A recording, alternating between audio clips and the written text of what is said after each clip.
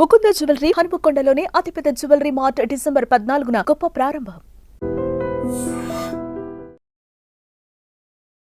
నమస్కారం, welcome to I dream. ధర్మ మార్గం విత్ విజిత కార్యక్రమానికి స్వాగతం.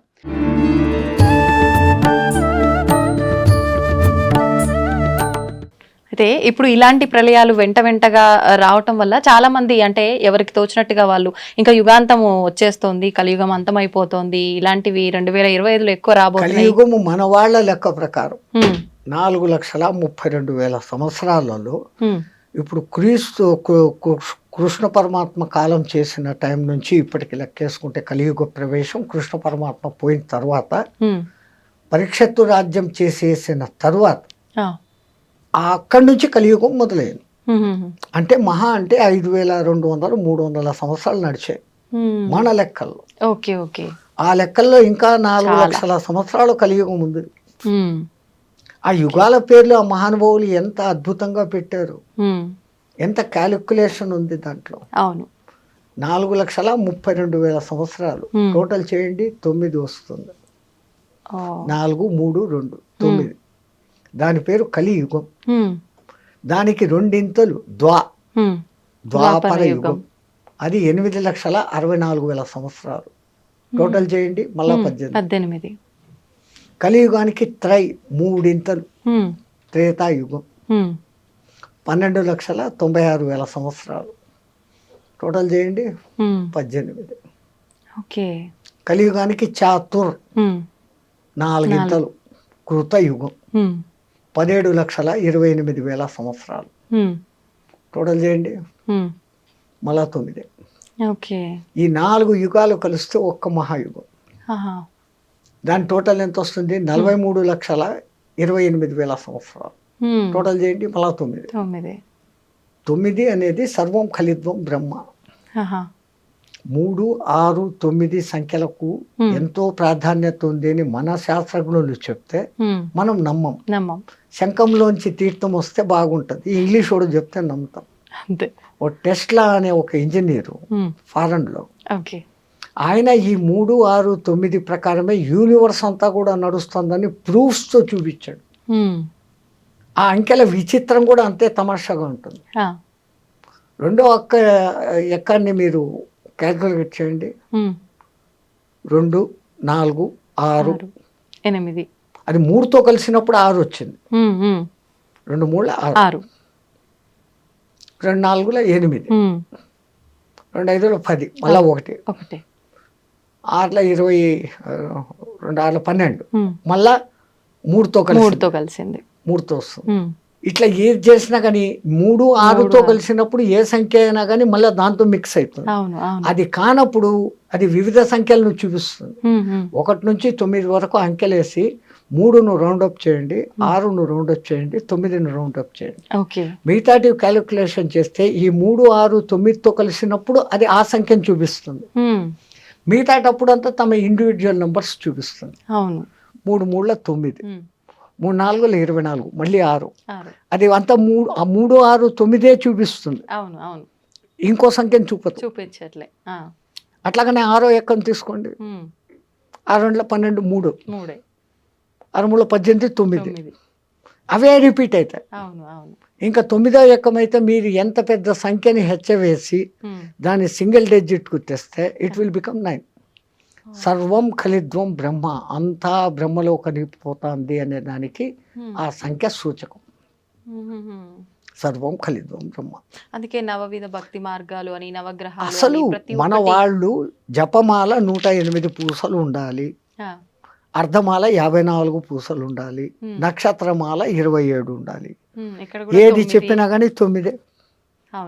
అట్లాగనే పూజలు అష్టోత్తర నామావళి, శతోత్తర నామావళి, అన్ని అష్టాదశ పురాణాలు, మహాభారతం 18 పర్వాలు. వ్యాసుడు వాడికి 18 సంఖ్య ఎంత ఇష్టం అంటే మహాభారతం 18 పర్వాలు, కురుక్షేత్ర సంగ్రామం 18 రోజులు. దాంట్లో అన్నిటికన్నా ఆణిముత్యం భగవద్గీత 18 అధ్యాయాలు.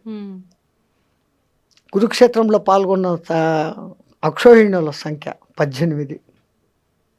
ఈ దిక్కు 11, ఈ దిక్కు 7 అక్షోహిణులు, 18 అక్షోహిణుల సైన్యం. అక్షోహిణి అంటే కూడా మళ్ళీ 9 వస్తుంది. ఆహా. ఇన్ని వేల రథాలు, ఆ. ఆ రథాలకు ఇన్నింతల ఏనుగులు, ఇన్నింతల గుర్రాలు, ఇన్నింతల కాల్బలం అనే లెక్క ఉంది. ఆ లెక్క తీసుకుంటే మళ్ళీ అదంతా కూడా 9. 9. ఆఖరికి మహాభారత యుద్ధం అయిపోయినాక మిగిలిన మహాయోధులు కూడా 9 మందే.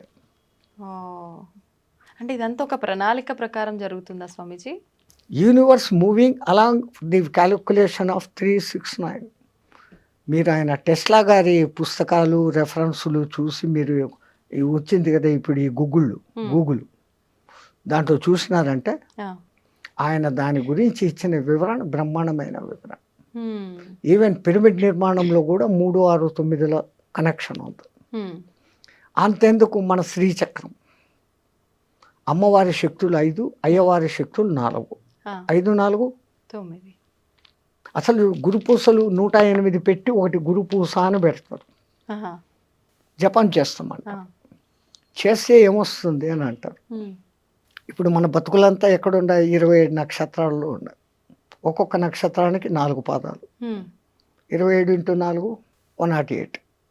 మనం 12 రాశుల్లో 9 గ్రహాల మధ్య బతుకుతాను.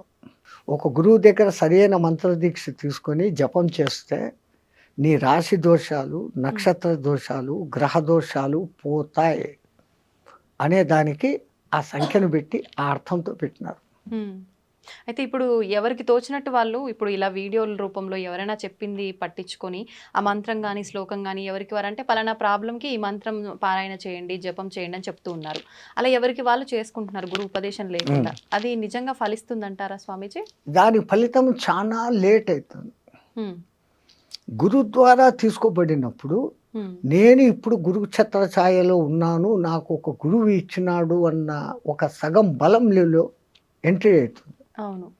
పుస్తకాలు చూసేసి ఎవడో టీవీలో చెప్పేశాడు అది వినేసి చేసుకుంటే అది కాదు. గురుమంత్రం ఇవ్వడము ఎంత విధానం పెట్టారు మన పెద్దలు. ముందు వాడు మంత్రం తీసుకునేకి అర్హుడా కాదా అనే దానికి ఆ కాలంలో కొంతకాలం నా దగ్గర సేవ చేయి, ఆ తర్వాత నీకు దీక్ష ఇస్తాననే వాళ్ళు గురువులు. ఊరికి వచ్చి ఏదో 10,000 డబ్బులు తీసుకో దక్షిణ, ఇన్ని పండ్లు బట్టలు తీసుకో, ఇచ్చే మంత్రం అంటే ఇచ్చేస్తాండారు. అందున నీకే దేవుడు ఇష్టమో అడిగి ఆ మంత్రం ఇస్తాండారు. అట్లా జరగదు ఆ కాలంలో. అసలు ప్రశ్నోపనిషత్తులో ఎంత అద్భుతంగా చెప్పాడమ్మా. గర్గముని కొడుకు, గౌతముని కొడుకు, ఒక రాజు కొడుకు, ఇట్లా 6 మంది మహర్షులు అడవిలో పిపిలాద మహర్షిని వెతుక్కుంటూ వస్తారు. ఆయన కనపడినాక దండ ప్రమాణాలు చేసి చేతికి దర్భలు ఇస్తారు. ఆ కాలంలో అది సవిత్ప్రాణి అయిపోవాలా. వాళ్ళకేం కావాలా? ఆవులు, గడ్డి, ఈ 2 కావాలి. ఎవరినైనా మీరు అంటే నేను ఫలానా ఆయన కొడుకు, నేను ఫలానా. అమ్మ అంత గొప్ప వాళ్ళ కూర్చోండి అని వాళ్ళకి ఆర్ఘ్యపాదాలు ఇచ్చి ఏంటి నన్ను ఎత్తుకుంటే ఎక్కడికి ఎందుకు వచ్చారు?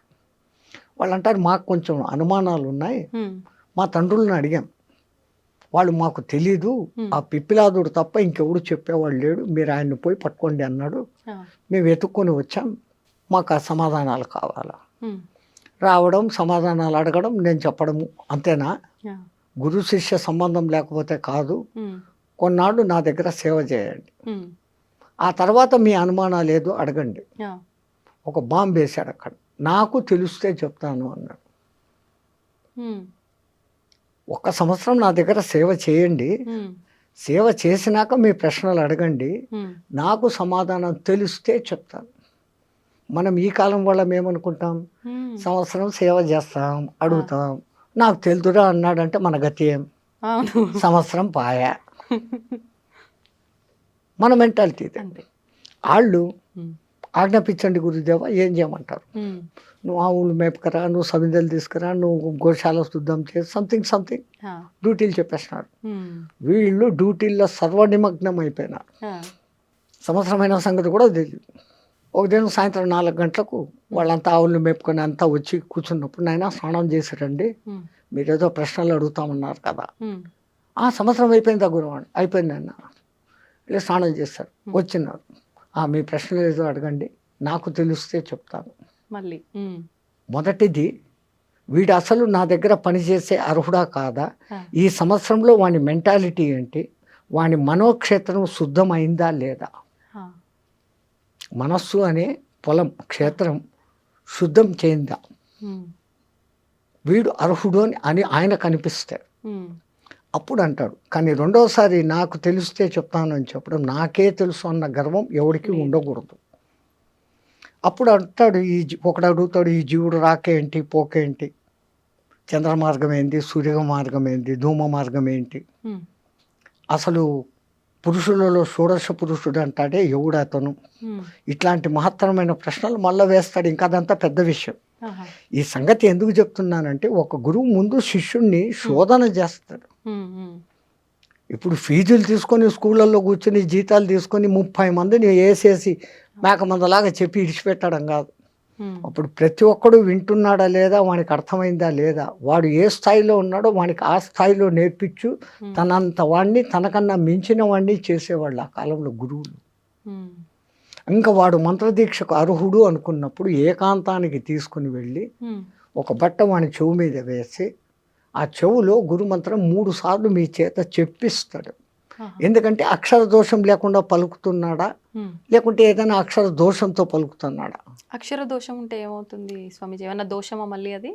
చాలా దోషం. మరి ఇప్పుడు మాలాంటి వాళ్ళమంతా తెలిసి తెలియక ఎవరైనా మంత్రం చెప్పగానే మాకు ఎలా తోస్తే అలా చదివేస్తున్నాము. అది మన పూర్వీకులు చాలా జాగ్రత్త పరులమ్మా. ఉమ్, రాబోయే కాలాలలో ఈ పుస్తకాలు ప్రింటింగు వస్తుంది. అవును అవి చూసేసి ఎవడికి వాడు మంత్రాలు చదివేస్తాడు. అవును. ముద్రా రాక్షసం జరుగుగా కానీ ఒక శాపం పెట్టేస్తున్నారు, ఆ, ప్రింటింగ్ మిస్టేక్. ఆహా, సో నువ్వు ఒకటి చదవాల్సింది ఇంకోటి చదువుతావు. అవును. నువ్వు 1000 సార్లు 1,00,000 సార్లు చదివినా ఉమ్, అది నీకు సిద్ధించదు. ఒక్కొక్కసారి ఉల్టా కూడా చూపించేస్తుంది ప్రభావం. ఉమ్, ఒక ఉదాహరణ, ఆ, ఇంద్రుని సభలో ఉమ్, త్వష్ట ప్రజాపతి కొడుకు ఒకడు ఉండేవాడు. Hmm. వాని పేరు త్రిశూరుడు. ఉమ్, పేరుకు తగినట్లు వానికి 3 తలకాయలు. ఆహా, ఒక తలకాయతో వేదం చదివేవాడు, ఆ, ఒక తలకాయతో సురా తాగేవాడు, అదే అమృతం తాగేవాడు. ఉమ్, రాక్షసుల సహవాసంతో ఒక తలకాయతో సారాయి తాగేవాడు. ఆ, ఇంద్రుడు ఎన్నోసార్లు, నువ్వు త్వష్ట ప్రజాపతి కొడుకురా, ఇదేం దుర్మార్గం బుద్ధి, తాగకూడదు. ఉమ్, ఆడు ఇనుకోలే. ఇంద్రుడు 3 తలకాయలు నరికేశాడు. త్వష్ట ప్రజాపతి కోపం వచ్చింది. ఆయనకు ఉన్న శక్తి ఇంద్రుడిని చంపేంత శక్తి కాదు. ఇంద్రుడు అంటే మీకు ఈ సినిమాల్లో చూపించే ఇంద్రుడు కాదు. ఉమ్, ఎవడో తపస్సు చేసుకుంటే పాడు చేసేదానికి అవును. రంభ ఊరోసిని పంపాడు, ఆ, ఏమో చేశాడు అని మనకి ఈ కథలే తెలుసు. అవును. ఇంద్రుడు అంటే ఎటువంటి వాడు అంటే, ఒకడు తపస్సు చేస్తుంటే ఉమ్, వాడిలో ఇంకా కామము క్రోధము ఉందా లేదా ఉమ్, అని టెస్టింగ్ చేస్తాడు. ఉమ్, ఉమ్, ఆ టెస్టింగ్లో వాడు ఓడిపోయినాడు అంటే, వాడు పూజ అర్చన చేస్తున్న ఏ దేవునికైతే తపస్సు చేస్తున్నాడో వాడి దగ్గరికి పోయి ఉమ్. వాడిలో ఇంకా కామ క్రోధాలు పోలే, ఇప్పుడే వరం ఇయ్యద్దు, హీఈస్ నాట్ ఫిట్ అని చెప్పే డ్యూటీ ఆయనది. ఇప్పుడు మాలాంటి వాళ్ళ ప్రతి ఒక్కరు చేసే పూజల్లో కూడా ఇలానే జరుగుతుందంటారా? ఇంకా వినండి ఇది. ఆ, ఆ, ఆయన తనకున్న శక్తులన్నిటినీ ధారపోసి ఒక యజ్ఞం చేసి ఒక మహారాక్షసుడిని పుట్టించాడు, వృతాసురుడు అనేవాడిని. వృతాసురుడు. నీకు మంత్రం చెప్తా, దాన్ని 7 రోజులు నిత్యపారాయణ చేయి, ఉమ్, నీకు ఇంద్రుని చంపే శక్తి వస్తుంది అని. ఆ మంత్రం ఏందో చెప్పు అంటాడు. ఉమ్. ఇంద్రశత్రు వివత్వ స్వహ అంటాడు ఆయన. అర్థం ఏంటి? శత్రువు అయిన ఆ ఇంద్రుడు నా చేత చచ్చిపోగాక అని దాని అర్థం. ఆహా, కానీ ఆ రాక్షసుడు చదివేటప్పుడు ఇంద్రశత్రు వివత్వ స్వహ అన్నాడు, దీర్ఘం తీశాడు అంతే. ఉమ్, ఇంద్రశత్రు వివత్వ స్వహ, ఇంద్రశత్రు వివత్వ స్వహ. ఈ రెండో పదానికి అర్థం ఏమైంది? ఉమ్. ఇంద్రుని శత్రువు అయిన నేను నాశనమైపోదును కాక. అయ్యా. అట్లాగానే వృతాసురుడు ఇంద్రుని చేతిలో చచ్చిపోయాడు. ఉమ్.